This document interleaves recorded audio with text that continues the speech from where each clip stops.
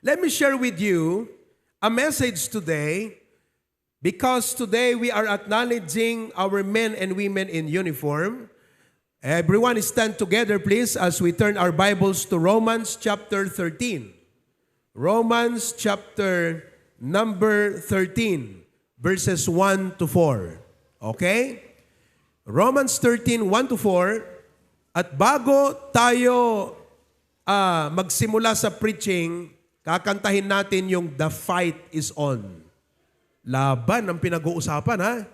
Romans chapter 13, verses 1 to 4. Okay? Everybody, from the King James Bible, we will be reading verse 1 to 4 together. Ready? Start.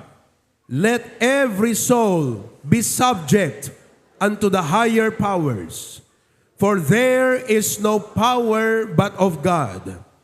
The powers that be are ordained of God.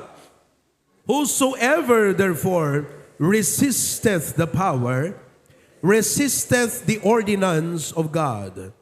And they that resist shall receive to themselves damnation. For rulers are not a terror to good works, but to the evil. Wilt thou then not be afraid of the power? Do that which is good, and thou shalt have praise of the same. For he is the minister of God to thee for good. But if thou do that which is evil, be afraid, for he beareth not the sword in vain.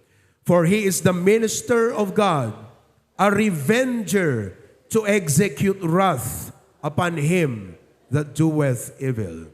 The Lord bless this wonderful passage of the Scripture. I pray that every soldier and every law enforcer will take this verse to give them courage to protect and serve our community and our country. Let every soul be subject unto the higher powers.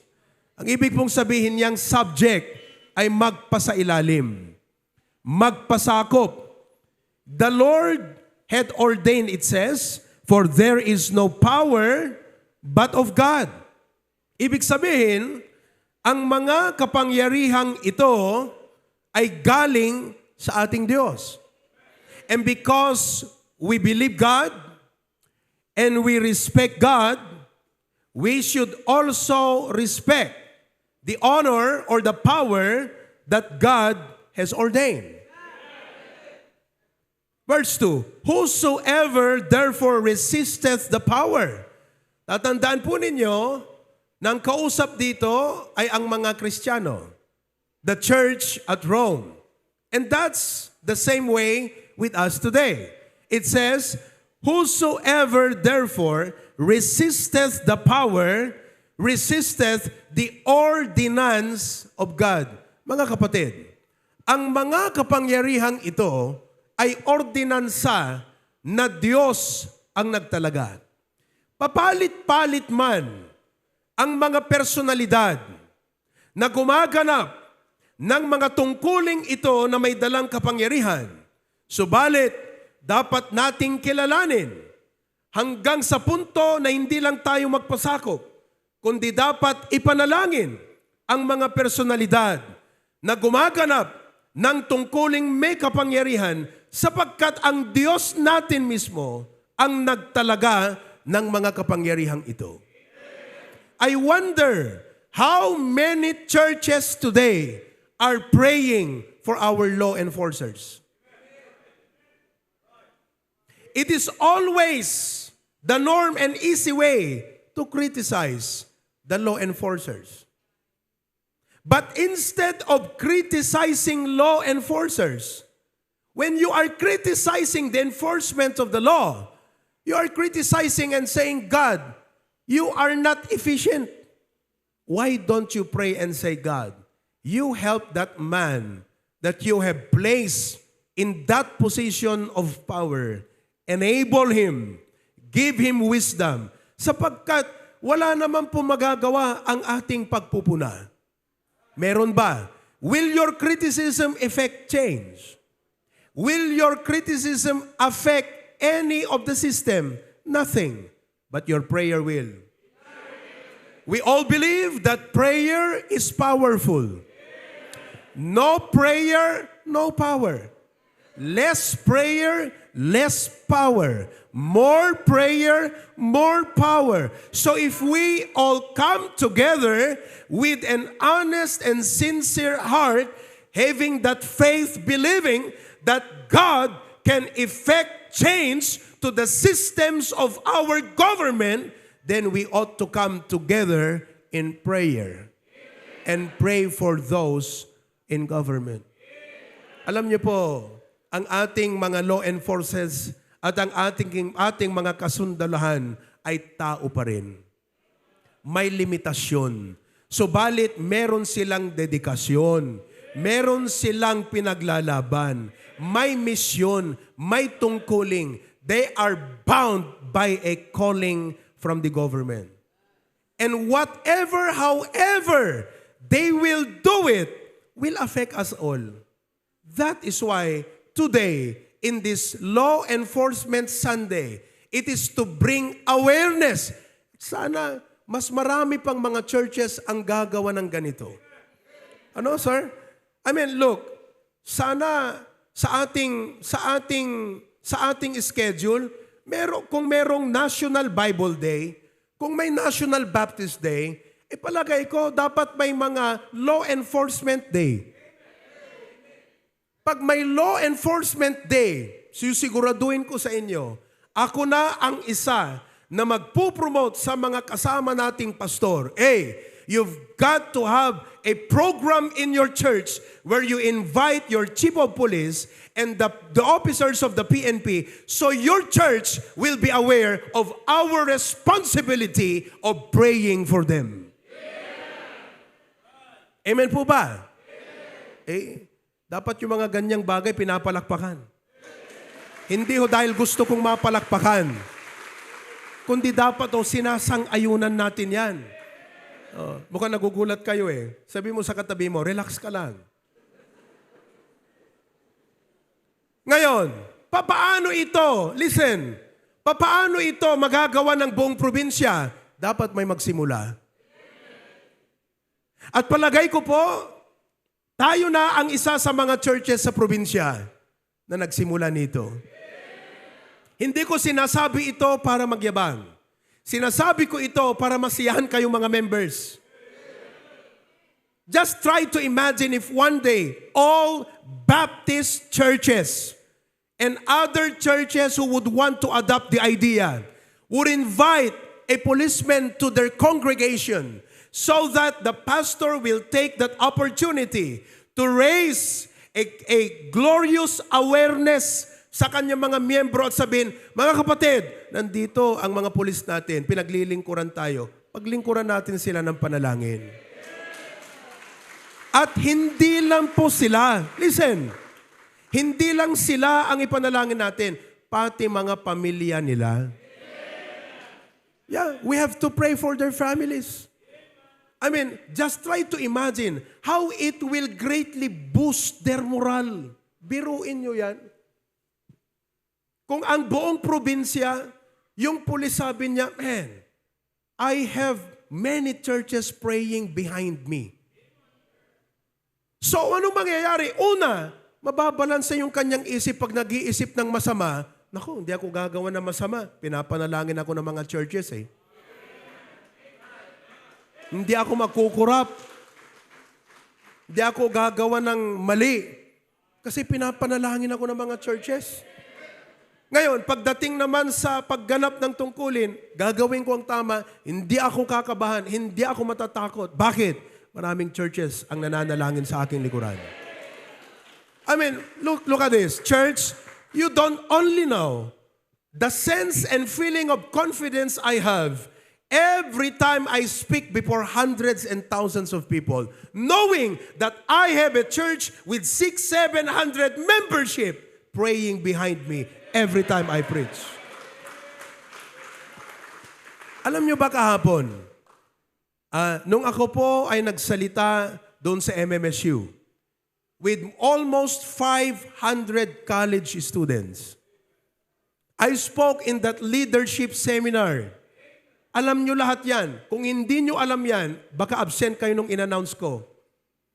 But all of you are aware of that. And I'm very sure, if not all of you, a great majority and percentage of you members have prayed for me yesterday. Kaya nung ako po'y tumayo, sabi ko, Panginoon, hindi ako nag-iisa.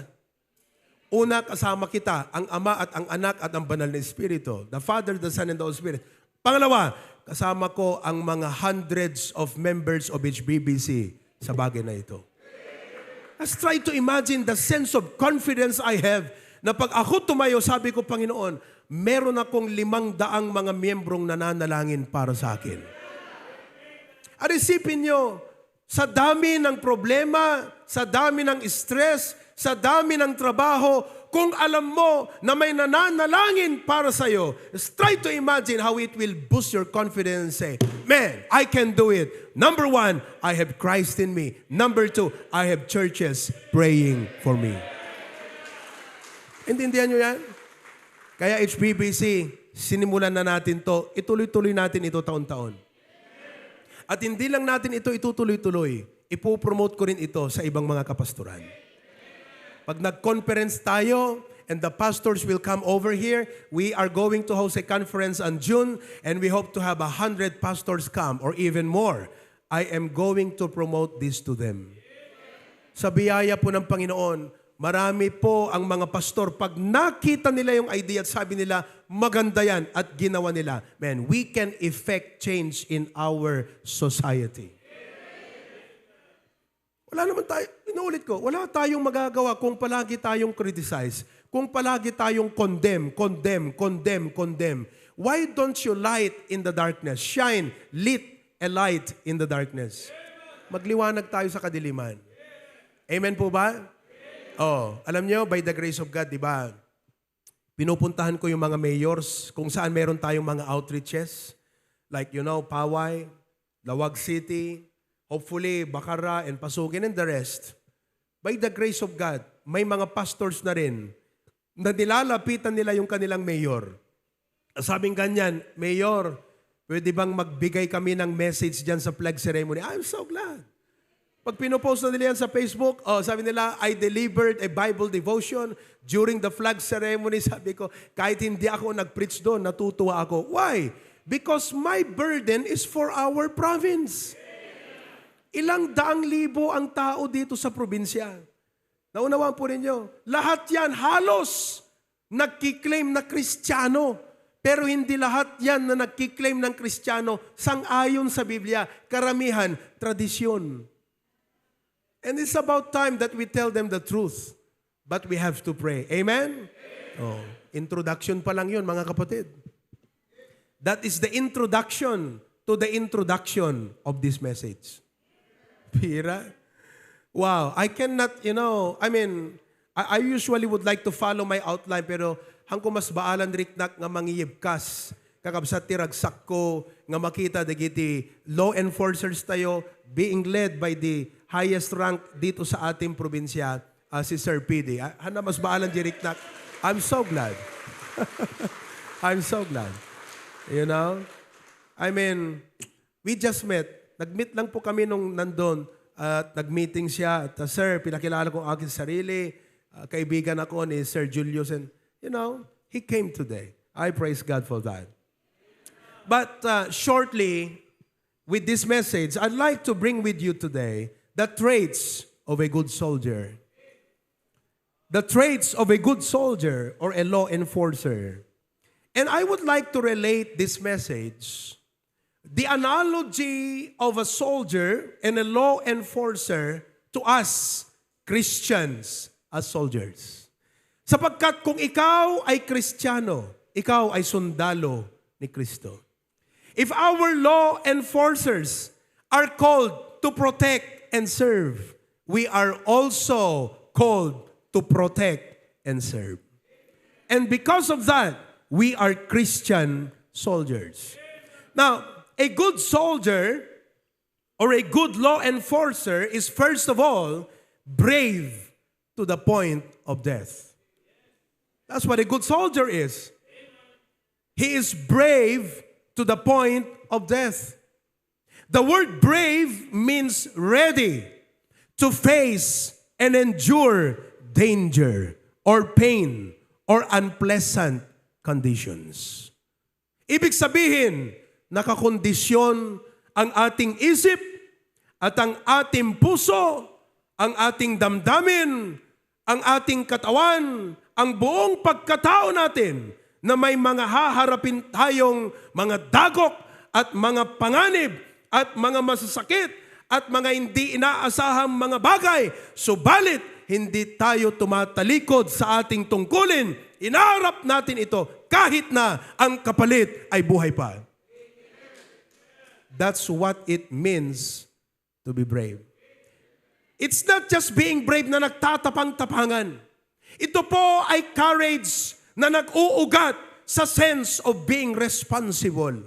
The sense of being accountable that, hey, I was tasked. I have been given the responsibility to be in charge, to protect, to serve, and to do this thing. And if it takes courage to do it because of the danger, I will muster all the courage I have, but face it with braveness. Ang sabi ng Biblia sa Deuteronomy chapter 31, mula sa 1 hanggang 8, be strong and of a good courage. Fear not, nor be afraid of them. For the Lord thy God, He it is that doth go with thee. He will not fail thee, nor forsake thee. Napakaganda po nating baunin ang verse na to. Sabi mo sa katabi mo, huwag kang duwag. Amen? Huwag kang duwag. Tumatawa yung aming hepe, yung dating hepe namin ng Bacarra. Do we have the Chief of Police of Bacarra this morning? Yes, ma'am. Okay. Si dating hepe, minsan doon sa amin, may cobra, yung ahas, pera. Paano kaya natin? Hindi ako expert dyan, hindi ko alam. Alangan na papasukin mo na you have no idea. Walang kwenta yung tapang na yun.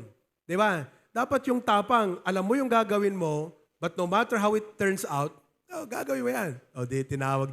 Tinawagan ko yung pulis. Sabi ko, sir, tulungan nyo nga kami. May cobra dito sa bahay. Hindi namin alam paano huliin to, paano patayin to. Dumating ganyan. Sino ba yung mga kasama ni Hepe noon? Huwag nyo na itaas yung kamay nyo. Yan. Dumating si Hepe, kasama niya yung mga pulis. May hawak sila mga gamit nila. Lahat natatakot. Siyempre, first time, maka-encounter ng cobra eh. Ngayon, si Hepe, sabi niya, ano ba kayo? Ano ba kayo? Sabi ganyan ni Hepe, pambira. Kumuha siya ng kahoy, Tapos, nilapag niyang ganyan doon sa may cobra, inapakan niya. O sige, tatarin niyo na. Di namatay yung cobra. Tumatawa si Hepe. Sabi niya, Pastor, may CCTV ka? Pakita mo ko yung video ng mga tao ko rito. Anong ginawa namin kanina? Tapang. At tapang at tao. Amen. Hindi lang kapal na mukhang kailangan, tapang din. Okay? Now, bravery is not the absence of fear, but the triumph over it. Hindi ibig sabihin na pag ikaw ay matapang, wala kang nararamdaman ka ba? Meron pa rin. Subalit, in the reality that you know you are frightened, may kaba ka, pero ino-overcome mo to, kinangker mo ito. In the midst of life storms, remember that courage is not the absence of obstacles, but the decision to persevere despite them.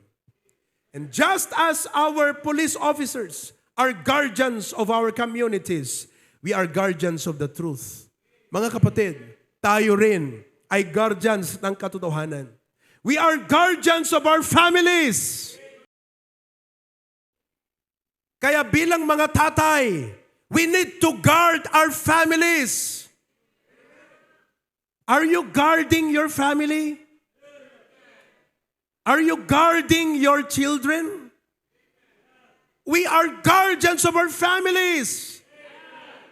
The devil is after them. And we need to be strong and be courageous to guard and lead our families to the Lord. Nakikinig ako dun sa preaching ni Pastor Hill one time eh. Sabi niya, pag may anak ka, umaga ng Sunday, gisingin mo yan. Anak, gising na. Sabing ganyan ng bata, saan ho tayo pupunta? Sa church. Sa church! Pupunta tayo sa church! Would you allow the world to lead our children? Would you allow their friends to lead your children? God has put you there and He expects you to lead your children. And let us lead our children with courage.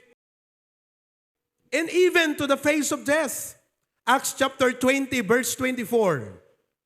The Bible says, but none of these things move me.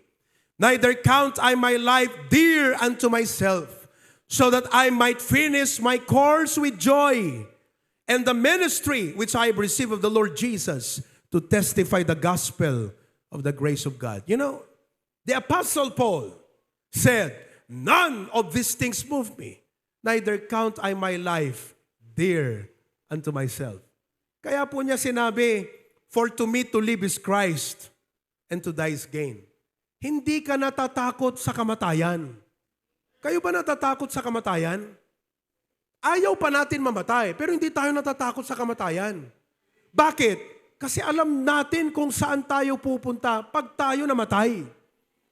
Ang natatakot lang mamatay, yung hindi niya alam saan ang kanyang destinasyon pagkatapos ng kamatayan.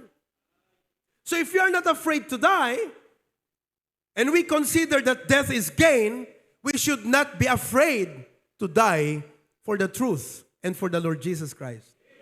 Makinig po kayo. Yung unang Baptist, pinugutan ng ulo. Sino kanyo? John the Baptist.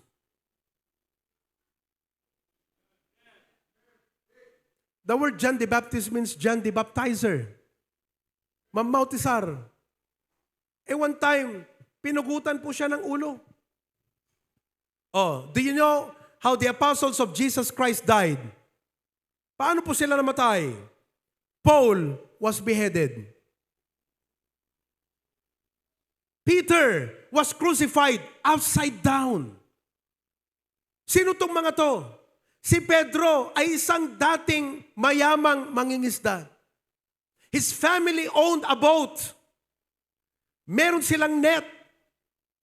At daiti pagdaklisda.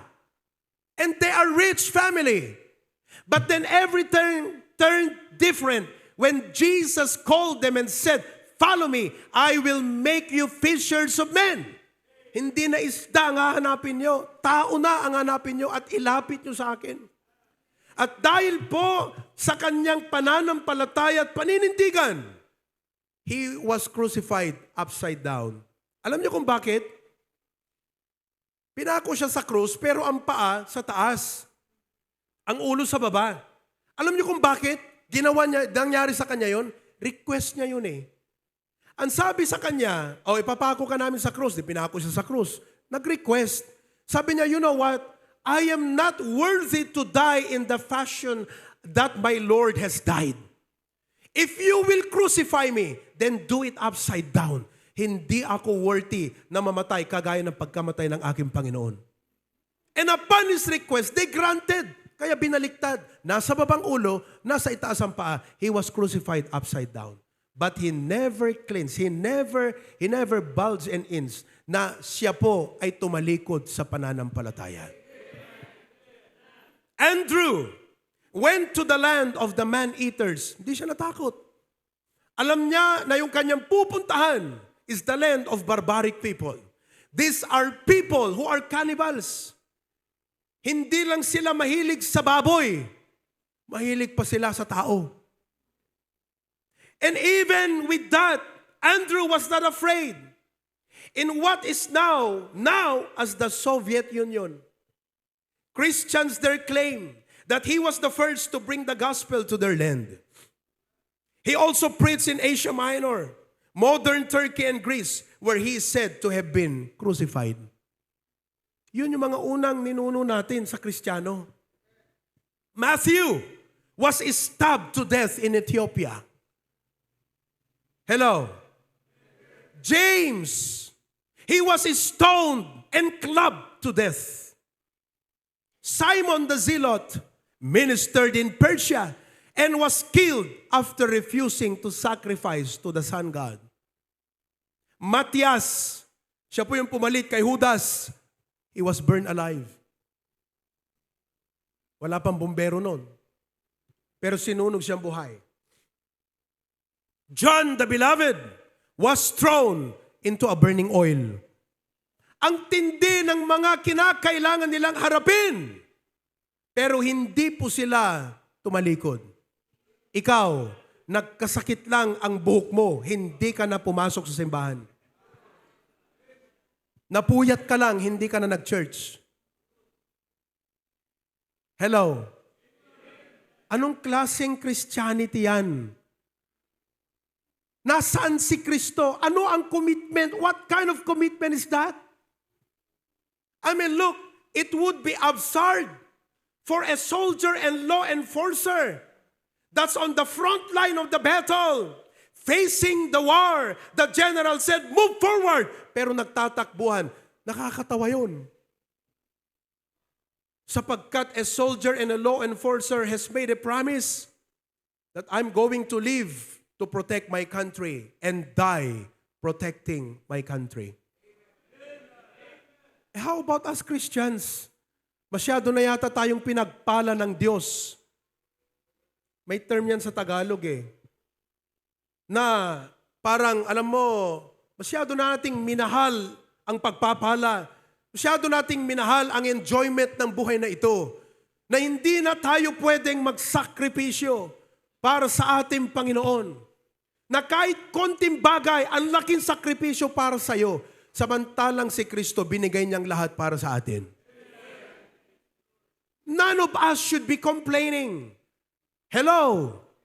We must face our battles with braveness. But let me ask you a question. Listen. Lahat po ang mga ito, martyr. Ang tanong, did they die in vain? Nasayang ba ang kanilang pagkamatay? No. They died for Jesus. And the Bible says in Revelation chapter 2 verse 10, Revelations 2:10, fear none of those things which thou shalt suffer. Behold, the devil shall cast some of you into prison, that ye may be tried, and ye shall have tribulation 10 days. But be thou faithful unto death, and I will give thee a crown of life. They did not die in vain. You know why? Bravery is often recognized and honored. Bakit po? Nakalimutan ko kung anong taon, pero naglagay ang ating gobyerno ng mga bulaklak, 44 yata, dyan sa harap ng Kapitolyo years back. It is in honor to the bravery of the sub-44. Patay na sila. Isa lang yung nakaligtas doon. But see, we honor bravery. Kaya kung ikaw Kristiyano, compromiser ka, hindi ka na inspirasyon sa kapwa Kristiyano, kinamumuhian pa ng Panginoon yung pamamaraan ng buhay natin. May today all of us realize that as Christians, our life is tied to our faith. We live for our faith. And if we are not living for our faith, there is no sense of living anymore. Kung hindi ka nabubuhay para kay Kristo at para sa pananampalataya, ano pa ang kwenta na ikaw ay nabubuhay sa mundong ito? At ano pa ang rason kung bakit ang Diyos ay bibigyan ka niya ng 10 taon upang aksayahin lamang? May today we realize the passion, the intensity of this point and this message that we as Christians should start standing up and living as Christians, living out our faith day in, day out. Hindi lang po linggo ang Kristiyano, 24/7. 24/7. Kahit nakabakasyon ka, Kristiyano ka pa rin. Kaya kung kayo po nagbabakasyon, magdala kayo ng mga gospel tracts. At kung saan-saan kayo pumunta, magbigay kayo ng mga gospel tracts. Sabi ni Ninoy Aquino, the Filipinos are worth dying for. I will say today, Jesus is worth dying for. Hello? We don't die in vain. With Jesus, we don't live in vain. And with Jesus and for Him, we do not die in vain. And all of God's people say, oh, okay na. 7 ito, isa lang yung natapos natin. The characteristics of a good soldier of Jesus Christ. Manalangin tayo. Heavenly Father, it's about time that we Christians would become courageous and strong to live for our faith. Di po kinakailangan that we become rude to people. Di po kinakailangan that we become stubborn, but that we become lights and salt in this world. May we not be known for being compromisers, but that we are committed, dedicated Christian because we know that we are not living and dying in vain. The Bible says it's not in vain. Maraming salamat, Panginoon. In Christ's name we pray. Amen.